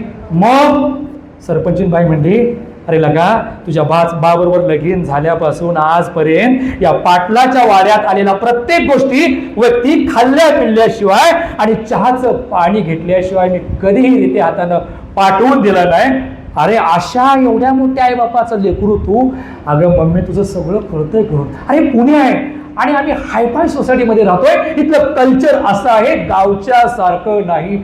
तुम्हाला सांगतो, नवरा बायको म्हणजे ठीक आहे, कसं तर म्हणजे आपण ऑपरेशन पार पाडूया आणि आपण जाऊया. 2 दिवस झालं ऑपरेशन झालं, नवरा बायकोने रजा काढली होती, डोळ्याचं ऑपरेशन पूर्ण झालं आणि हे नवरा बायको दोघं घरामध्ये आहेत. घराच्या बाहेर जाता येत नसल्यामुळे पिंजऱ्यामध्ये कोंडलेल्या वाघासारखी त्यांची अवस्था झालेली आहे. गावची माणसं शहरात रमत नाही आणि शहराकडची पोरं रोजगाराची संधी नसल्यामुळं गावाकडे त्यांचा पाय काकासाहेब ठरत नाही. या द्वंद्वामध्ये सापडलेले आईबाप होते. डोळ्यावरचा चष्मा वारंवार सावरीत सरपंचीबाई आरशासमोर उभ्या राहिल्यात, स्वतःला निरखून बघतात, परत परत पदर घेतात आणि म्हणतात, अहो सांगा राया, अहो सांगा तात्या, सांगा मी कशी दिसते. पेपर टाकून तात्या म्हणला, अगं तू मराठी सिनेमातली पद्मा चव्हाण आणि ललिता पवार दिसतेस. बायको म्हणली, काय दौडावणं बायकोवरचं प्रेम, निदान कॅटरीना कैफ राहून दे, सनी लिओनी राहून दे, ऐश्वर्या राय राहून दे, पाटलाची गौतमी तर म्हणशील काय नाही. तुम्हाला सांगायचं, तात्यांचा रागच आला. दोडवणे म्हणजे एवढा वर्ष संसार केला तुमच्या बरोबर, अहो फिरायचं वय होतं त्या काळात, रांदा वाडा उष्टी खरकटी काढा, तुमचं ते राजकारण आणि समाजकारण. अहो गाव सोडून गेल्या 50 वर्षामध्ये उमऱ्याच्या बाहेर पाऊल पडलं नाही माझं. आणि आज वाटतं कुठं फिरावं, हौसमौज करावी, नवऱ्याच्या सहवासात राहावं, तर मन म्हणतंय पण शरीर साथ देत नाही. आणि याच्यामध्ये हा नवरा असा, अगं 7 जन्मासाठी तात्या तुम्हाला मागून घेते आणि तुम्ही बायकोची ही कदर केली. ऑपरेशन केले, आपल्या डोळ्यातून घळाघळा आनंदराश्रू वाहू लागले. तात्या म्हणते, अगं रखमा, प्रत्येक वेळेला नवरा बायको जवळ असावीच असं कुठं असतं ग? अगं पंढरपुरात गेलंस ना, अगं पंढरपुराचा विठोबा वायला आहे आणि रुक्माई देखील वाहिली आहे. अगं योगे 28 वर्ष झाली, कधीही ही दोघं समोरासमोर येत नाहीत, मात्र कर कटेवरती ठेवून या वैकुंठाचा कारभार आनंदानं गुण्या गोविंदानं करतात. तसंच नवरा बायकोचं जीवन एका रथाची 2 चाकं, एका नाण्याच्या 2 बाजू. प्रत्येक वेळेला ते समोरासमोर येत नाहीत, मात्र ती दोघं आहेत म्हणताना या विश्वाला आकार आहे. हे बघ रखमा, अगं आपल्या आयुष्याची दोरी किती लांब आहे हे मला माहित नाही, तुला ठावं नाही. अगं आयुष्य किती सरलं आणि किती ओरलं या टेन्शन खाली जगण्यापेक्षा की जेवढी का दोरी शिल्लक राहिलेली आहे ना, ही दोरी मस्तपैकी झाडाला टांगू, त्याचा झोका बनवू, या झोक्यावरती बसू आणि मस्तपैकी झोके घेत आनंदानं कणत कणत नव्हे, अगं उरलेलं आयुष्य गाणं म्हणत म्हणत जगू, गाणं म्हणत म्हणत जगू. 3ऱ्या दिवशी मात्र दरवाजा उघडला आणि हे बाहेर गेले. शेजारी आमचा जोशाचा कौस्तुभ आणि त्याची खूप बायको कुमुद. कुमुद फार हुशार होती, वेगवेगळे रेसिपी करायची. आता कोरोना झाल्यापासून महिलांच्या मध्ये वेगवेगळ्या रेसिपी करून खायला घालणं, बरोबर आहे ना, हा एक वेगळा कौशल्य. 14 विद्या 64 कलेपैकी 65वी कला एक उद्युक्त झालेले. आणि तसंच झालं होतं, याच्या घरामध्ये दररोज काहीतरी युट्यूबवरती बघायचे आणि स्वयंपाक करायचे.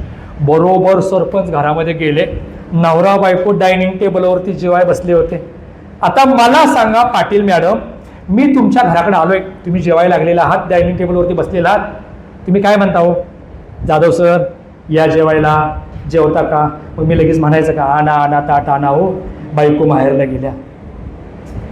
मी म्हणणार मॅडम जेवा, मी जेवून आलेलो आहे गायकवाड सर, मी जेवणार आहे, मी कुठं पार्टीला जाणार आहे, तुम्ही जेवा.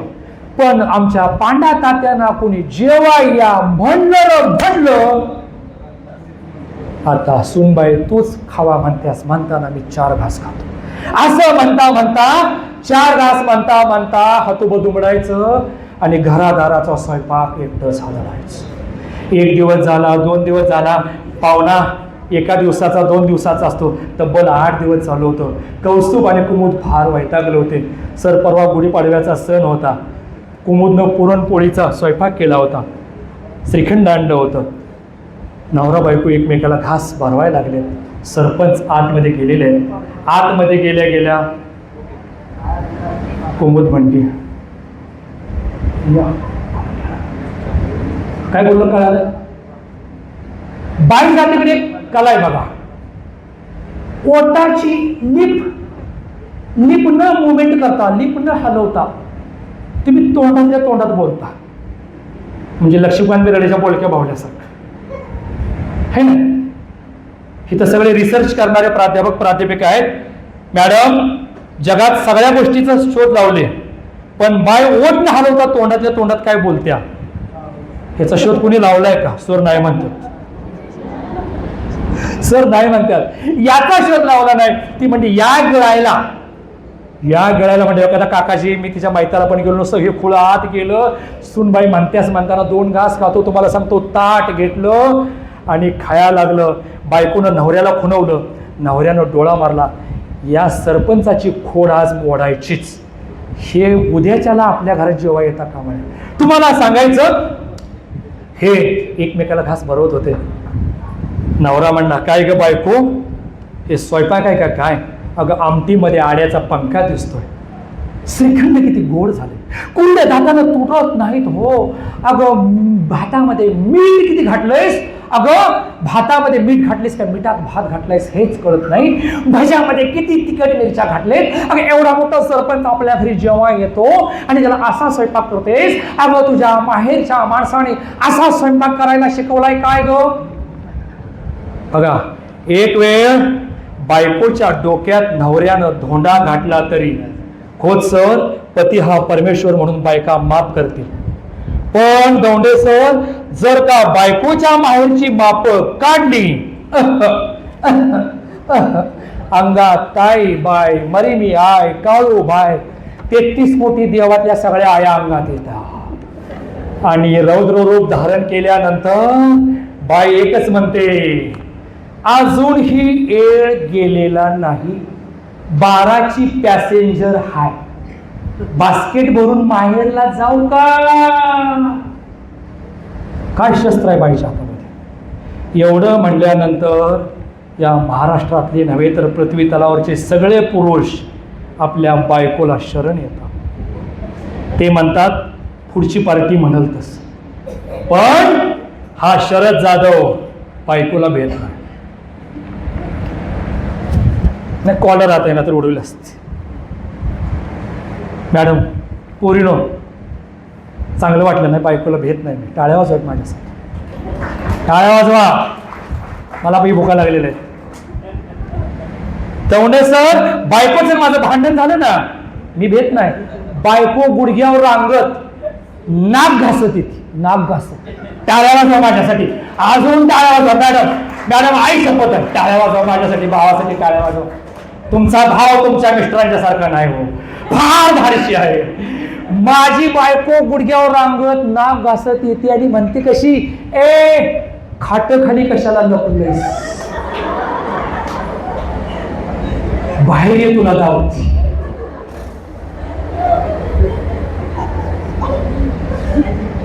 असू दे बाय, टाळ्या वाजवलेल्या वाया गेल्या नाहीत होय. मेवणा अगदी आमच्या ह्यांच्यासारखाच आहे, कळलं. नाजरे सर, असं झाल्यानंतर त्यानं काठी काढली, बायकोला बडवायला चालू केलं, बायकोनं बास्केट भारीचं नाटक केलं, आरडाओरडा चालू केलं, मी जाते मी बाहेरला जाते. हे सगळं तुम्हाला सांगायचं. निघून चालायला लागले, बाहेर पडायला लागले. आणि गंमत अशी झाली, तात्या म्हणले माझ्यामुळे तुमच्या सुखी संसारात विघ्न नको. अरे हे शहर आहे, गाव नाही, मला माहिती, मला माफ करा पोरांनो, मी जातो. मी नुसतं जात नाही, मी पळत जातो म्हणून निघून गेले. तुम्हाला सांगायचं, तात्या निघून गेल्यानंतर नवरा बायकोनी डोळे पुसले, सगळं भांडी बिंडी परत डायनिंग टेबलवरती लावली, खिडकीचे पडदे लावले, दार पुढं ढाकलं आणि नवरा बायको श्रीकंठपुरी एकमेकाला चारायला लागलेले आहेत. नवरा म्हणतो, बायको मी कसं खोटं शिव्या द्यायच्या आणि काठीनं बाळवायचं नाटक केलं की नाही. बायको म्हणली, तुम्हालाच तेवढं ॲक्टिंग येते. मी पण सदाशिव पेठेमध्ये ड्रामा स्कूलमध्ये 3 वर्षाचा कोर्स केलाय. मी पण कसं खोटं रडायचो आणि बास्केट भरून बाहेरला जायचं नाटक केले की नाही.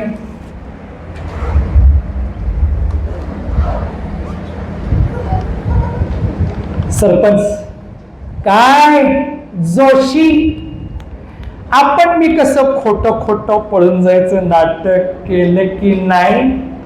ताट मगाशीच घेऊन गेलोय, श्रीखंडाची वाटी तेवढी विसरली. धन्यवाद. एकदा जोरदार टाळ्या वाजवा. वेळ भरपूर आहे, मी उजळसोर सांगू शकतो, माझ्याकडचं खजाना संपणार नाही.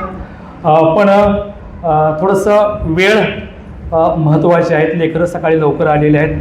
पु ल देशपांडे एका ठिकाणी म्हणतात की जन्म आणि मृत्यू या दोन टोकांच्या मध्ये पकडून, जन्म आणि मृत्यू या दोन टोकांच्या मध्ये पकडून नियतीनं सुरू केलेली आपली फसवणूक एकदा लक्षात आली की त्यातून बाहेर पडण्यासाठी आपली आणि आपल्या भोवताली जमणाऱ्या माणसांची हसवणूक करण्यापलीकडे काय करायचं, हेच कथासूत्र प्रमाण मानून मी या सोशल मीडियाच्या युगातील माझ्या भावांना, माझ्या बहिणींना, शिक्षक बंधू भगिनींना त्यांच्या आयुष्यामध्ये 4 क्षण आनंदाचे आणण्याचा प्रयत्न मी हलकासा केलेला आहे. या प्रवासामध्ये चुकून शिव्या गेल्या असतील तर तुमच्याकडच्या ठेवणीतल्या 5-6 घाला शेलक्या फेकून मारा, मॅडमच्याकडून व्हॉट्सअपवरून पाठवून द्या. पण जीवन जगण्यासाठी काही सकारात्मक ओव्या आल्या असतील तर शेवटच्या श्वासापर्यंत तुमच्या मनाशी समरस करून ठेवा, एकरूप करून ठेवा. आणि हे जीवनाचं हे गाणं रणगाणं न करता, आपल्या देहाचा हा रणगाणा कणत नव्हे तर गाणं म्हणत जगण्याचा संकल्प करून ज्ञानाचे कर्मवीर आदरणीय कर्मवीर भाऊराव पाटील अण्णा आणि शिक्षणाच्या आधुनिक गंगेचे आधुनिक कर्मवीर लोकनेते स्वर्गीय डॉक्टर पतंगरावजी कदम साहेब यांच्या पवित्र स्मृतीस आणि तुमच्यासारख्या तमाम जिंदादिल रसिकास, कारण दौंडे सरांना मी आलेल्या म्हणलं, सर म्हणजे सर आमचं ग्राउंड फार लहान आहे, इमारत कॉम्पॅक्टमध्ये आहे, पण मी सांगतो ग्राउंड जरी लहान असलं नाजरे सर ना, ग्राउंड जिवंत आहे. इमारतीच्या पत्रा उन्हाळ्याची जाणीव करून देणारा असला तरी देखील पुढचं तुमचं जीवनामध्ये गारवा, समृद्धीचा गारवा आणणारी ही इमारत आहे. प्राथमिक शाळा, हायस्कूल जीवन जगण्याची कला देतात आणि डॉक्टर पतंगराव कदम महाविद्यालय त्याच्या पलीकडे जाऊन तुमच्या कोवळ्या पंखामध्ये जिद्दीचं, महत्वाकांक्षेचं, सकारात्मक विचाराचं बाळकडू देऊन तुमचे पंख मजबूत बनवून गगनाचा वेध घेण्याची शक्ती तुमच्यामध्ये निर्माण करतात. या सर्वांच्या चरणी या हास्य सुमनांची अल्पशी ओंजळ मी रीती करतो आणि मी विराम घेतो, स्वल्प विराम घेतो. धन्यवाद. जय हिंद, जय कर्मवीर.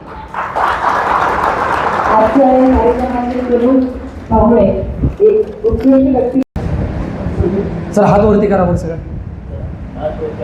धन्यवाद. एकदा जोरदार टाळ्या वाजवा. जरा म्हणजे टेस्टिंग केलो, म्हणजे माझी झोप मोडल्या का मी अजून गुंगेत आहे. ते आज या ठिकाणी डॉक्टर पतंगराव कदम महाविद्यालय रामानंद नगर बोर्ली.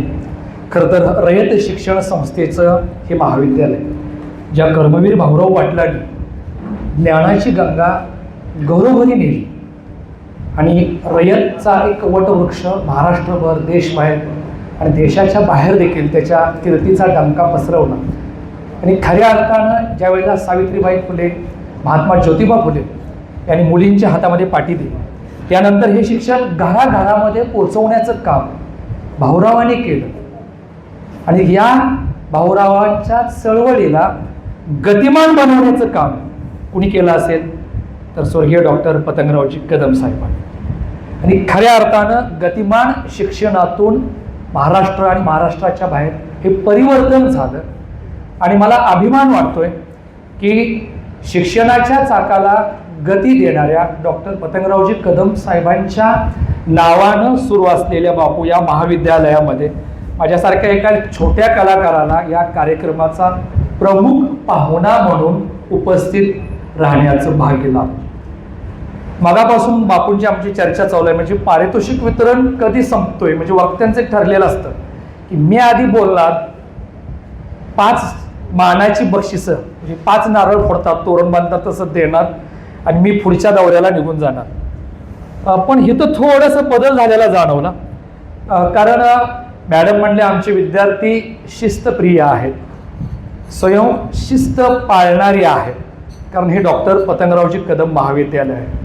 कारण इथला प्रत्येक घटक कर्तव्यावरती निष्ठा ठेवणार आहे, कामावरती निष्ठा ठेवणार आहे, त्याच्या नेमून दिलेल्या जबाबदाऱ्यावरती निष्ठा ठेवणार आहे. खरं तर डॉक्टर पतंगरावजी कदम साहेब यांचं व्यक्तिमत्व पाहिल्यानंतर सोनहिरासारख्या 1000पेक्षा कमी लोकवस्ती असणाऱ्या गावात